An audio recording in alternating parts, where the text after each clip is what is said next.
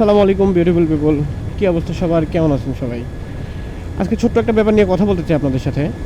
ব্যাপারটা ছোট হলেও অনেক সিরিয়াস। রাত্রিবেলা 9:30 নাগাদ গত পরশুদিন রাত্রে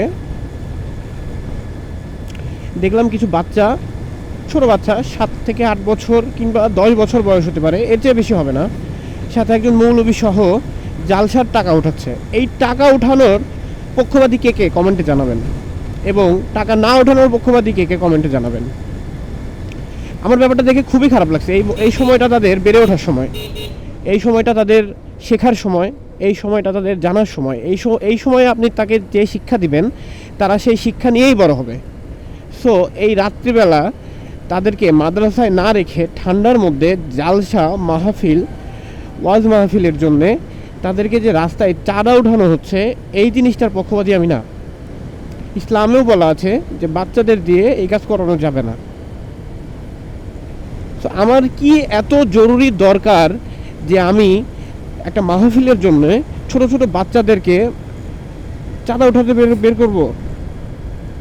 তারা রাস্তায় যেভাবে চাঁদা ওঠানোর জন্য এদিক ওদিক ছোটাছুটি করতেছে, একটা অ্যাক্সিডেন্ট হইতে কতটুকু সময় লাগে আপনি আমাকে বলুন। আমি কোনো মৌলবী সাহেবকে, কোনো ইমাম সাহেবকে আমি মিন করে কিছু বলবো না। আমার শুধু একটাই চাওয়া, আপনারা দয়া করে এই কাজটা থেকে একটু বিরত থাকুন। কারণ ছোট বাচ্চা, তাদের এই সময় আপনি যা শেখাবেন তারা তাই শিখবে। আপনারা যদি তাকে এই সময় এগুলো শেখান, ইন ফিউচারে তারা কি করবে? আমি নেগেটিভ কোনো কিছু বলবো না যে তারা টাকা মেরে খায় বা টাকাটা অন্য কাজে খরচ করে, আমি এই কথা বলবো না। কিন্তু তাই বলে মাদ্রাসার স্টুডেন্টকে দিয়ে আপনি এই রাত্রিবেলা রাস্তাঘাটে এইভাবে ছেড়ে দিবেন চাঁদা ওঠানোর জন্যে, আমি এটার পক্ষপাতী না। যে যাই বলুক, আমাকে যদি এগুলা বিষয় নিয়ে মানুষের সামনে কিছু কথা বলে খারাপ হওয়া লাগে, আমি তাও বলবো।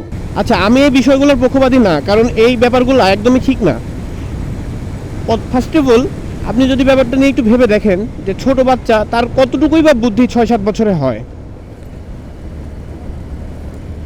তার বাবা, তার মা, তার গার্জিয়ান যেই হোক, তাকে মাদ্রাসায় দিয়েছে পড়াশোনা করার জন্যে। হয়তো যার অ্যাবিলিটি নাই, অনেকে আছে অনাথ, তাই বলে আপনি তাকে দিয়ে রাস্তার মাঝখানে চাঁদা উঠাবেন? একটা অ্যাক্সিডেন্ট হলে এর জবাব কে দিবে? আর একটা মাহফিলের জন্যে চাঁদা উঠানোই বা কেন লাগবে? আমি টাকা খরচ করে ভালো ইমাম কেন আনবো? ইসলামে সরাসরি বলাই আছে যে কেউ যদি টাকার বিনিময়ে আপনাকে ইসলামের দাওয়াত দেয়, সেই দাওয়াত কখনোই আল্লাহর কাছে কবুল হয় না। আপনি এত এত টাকা খরচ করে কেন ভাই দূর থেকে ইমাম আনতে যাবেন? আর বর্তমানে এটা এমন লেভেলের ট্রেন্ডিংয়ে হয়ে দাঁড়াইছে যে এখন একটু ভালো কোয়ালিটির ইমামগুলো 50,000, 55,000, 60,000, আমি শুনছি 1,20,000 টাকা দিয়েও আসে। 2 ঘন্টা কথা বলে চলে যায়।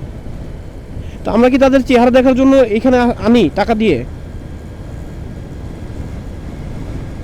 সো আপনারা যদি এটার পক্ষে থাকেন, আমাকে অবশ্যই কমেন্টে জানাবেন। আর যদি পক্ষে না থাকেন, তাও আমাকে কমেন্টে জানাবেন, কারণ এই ব্যাপারটা আমার একদমই পছন্দ হয় নাই। আমি ব্যক্তিগতভাবে কমেন্ট করতেছি, হয়তো আর 5টা মানুষের 5 রকম কমেন্ট হতেই পারে, কিন্তু আমার ব্যক্তিগত কথা হচ্ছে যে আমি এটার পক্ষপাতী নই। কারণ কোনো বাচ্চা, তার বয়স 6-7 বছর, তাকে আপনি রাস্তায় ছেড়ে দিবেন, তার সেই রাস্তায় চলাচল করার বুদ্ধিটা তার এখনও হয়নি। তার এই বুদ্ধি হতে আরও মিনিমাম 5-7 বছর লাগবে। একজন বাচ্চা পরিপূরকভাবে বুদ্ধিশীল হয় মিনিমাম 16 থেকে 17 বছর বয়সে। আমরা ছোটোবেলায় 10-11 বছর বয়সে বাজারে একা একা আসতে ভয় পেতাম, আসতামই না, বাবা মার হাত ধরে ধরে ঘুরতাম। আর আপনি এই বয়সে তাদেরকে দিয়ে যদি রাস্তায় চাঁদা উঠান, আমি এই ব্যাপারটা মেনে নিতে পারবো না।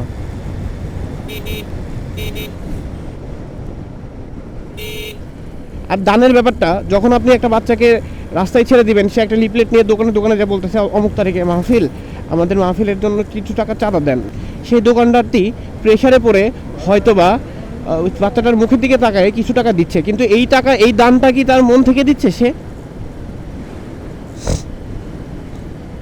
আমার মনে হয় না যে কোনো দোকানদার মন থেকে এভাবে চাঁদা দেয়। আপনারা দাওয়াত দিতে পারেন, ইসলামের দাওয়াত দেন, অমুক তারিখে আসেন, দেখা যাচ্ছে আগামী 21শে ফেব্রুয়ারি আপনাদের মাহফিল হলো, আপনি দাওয়াত দেন যে 21শে ফেব্রুয়ারি আমাদের মাহফিল আছে, আপনি ওইখানে আসেন এবং মুক্ত হস্তে দান করেন। উনি ওখানে গেল মাহফিল শুনতে, তারপরে যদি তার টাকা দিতে ইচ্ছা হয়, তার যদি দান করতে ইচ্ছা হয়, সে দান করলো, নয়তো না।